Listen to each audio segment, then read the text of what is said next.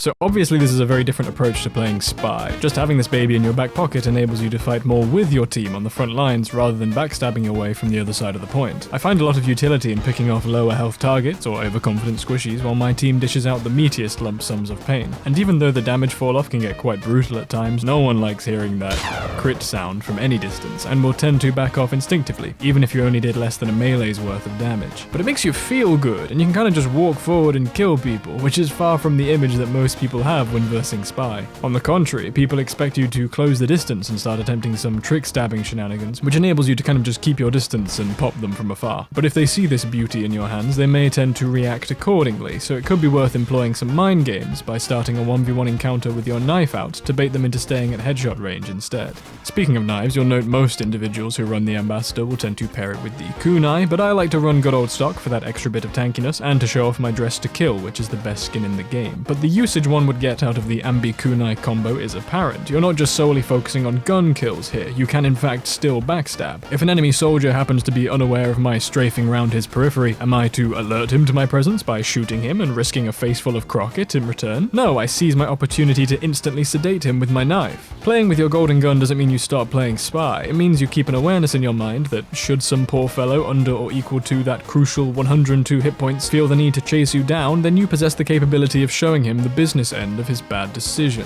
Most will underestimate Spy as a head-on fighter, not because he's necessarily awful at fighting head-on, but because fewer spies tend to take the chance. Spy is usually all about tense moments of escaping danger by cloaking away and waiting until said danger has blown over, so there's something satisfying about just shooting the problem in the forehead. It's an excellent fail-safe, especially against scouts, a class that Spy usually struggles to verse, and one that tends to be the most cocky in the matchup. I, for one, am quite fond of the old butter knife into somehow survive meat shot into kabang! In general, the golden gun allows you to use your knife as a tool to finish off your opponents rather than deal the critical damage, sort of what every other class uses their melees for. Use it also as a tool to deter chasers after a backstab if necessary. I find myself frequently whipping around with the golden gun brandished firm after each stab in case any bystander medics are feeling lucky. So the big question then is, can you actually hit your shots? It is, after all, the mechanical skill upon which success with the Ambassador hinges, so before you commit to the purchase of your very own golden gun, which is the only version of this gun that exists, there is no other version, consider whether you're the type who'd enjoy making use of it. Myself, I started this journey as a self-imposed challenge. I've been playing a lot of Deadlock, a game where hitting your shots is required reading on the syllabus of not going 0-13 and losing Walker at 8 minutes, and I felt like I'd been putting off getting good at actually shooting people. I mean, don't get me wrong, I was never never atrocious at aiming, I think I just tended to opt for backstabs as they led to the most consistent success, rather than risk employing a skill I'd under-practiced. My strange knives will always have more kills recorded than my revolvers, and I think as Spy that's generally the way it should be, but forcing myself to use the Ambassador and going for headshots no matter the situation has increased my confidence should I find myself in a pickle where a knife wouldn't cut it. Now with all that said, I'm not entirely sure it matters. Look, TF2 is an old game, and it's hardly known for having the most accurate hitboxes. It's a fact that what you're seeing on screen is not representative of what's going on under the hood of the game. Many of the heads I've hit, I'd say a solid third, maybe more, I had no confidence were going to hit at all, just complete shots in the dark. After a while of practice, I did feel like I was developing a sense for where I should be aiming, and started to find relatively consistent success. But anytime I did land a clutch headshot, it's hard to get over that feeling that I kind of just got lucky, sort of hitting the same high as getting a random crit. Take this soldier clip again, for instance. Now, did I mean to hit either of these as headshots on a target moving this fast? No. Was it cool as heck? Yes, it was. I mean, give an infinite number of monkeys an infinite amount of ambassadors and they'll eventually headshot something. The flip side of these inaccurate hitbox shenanigans, of course, is that the golden gun can sometimes just miss entirely, or deal non-critical damage despite there being literally no other place my bullet could have gone. Look, there is blood on his face. Where else did I shoot him? Yes, the spread on this hot piece of toast can be unforgiving at times. In fact, there's actually a hidden stat on the ambassador that dictates you must wait 1 second after firing before the bloom resets, and it's even possible to deal headshots. This is most clearly indicated by the enlarged crosshair in the center of your screen. When it deflates to its normal size after a shot, you're ready to deal critical damage again. This sort of artificially lowers your fire rate. You're now waiting a further half second than you would otherwise in order to take advantage of that sweet 102 damage, so there is a bit of patience required to attune to your gun's needs before you're ready to introduce your crosshair to the enemy's noggin. For me, this tends to mean my best chance of hitting a headshot is the first time I pull out my ambassador, usually after a stab, and with each miss my confidence incrementally lowers until I give up and just matador the bugger instead.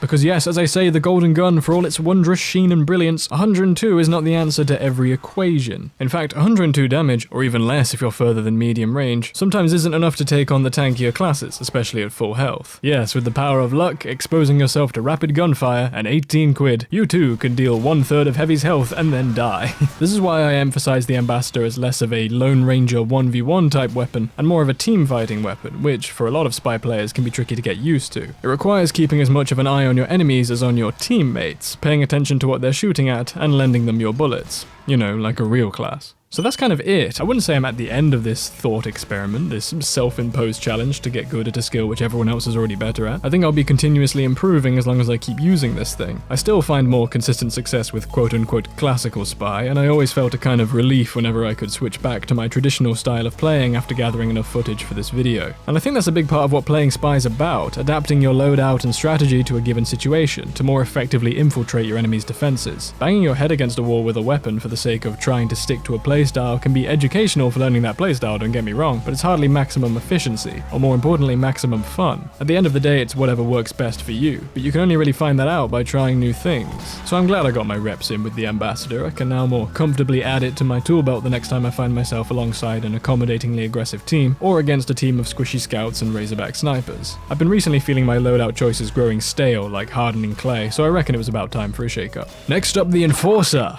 Who's ready to deal 20% more damage while disguised? I suppose the lesson here is that if there's a gap in your skill set that's keeping you from reaching your next level of playing, sometimes you've just got to face the music, get stuck in and put the work in outside of your comfort zone. Especially with something so mechanical as aiming, there's not really any outside research to be done. You've just got to load up the game, get your friend Dan to buy you an Australian Ambassador as a birthday present, thanks Dan, and start clicking on heads. And maybe, if you practice hard enough, you'll get to make a silly montage at the end of it. Many thanks to my unusual patron Mega. See all my videos early and get extra stuff on my Patreon. Join my Discord, you know the drill, links in the description. Catch you in the next one. Cheerio.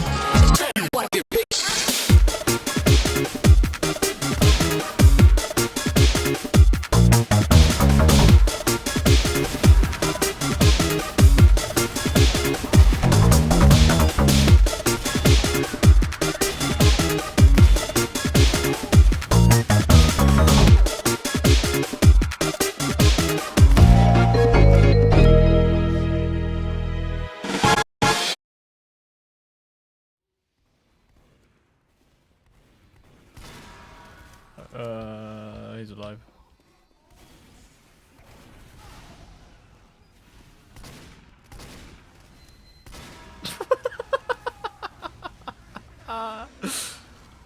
Found him.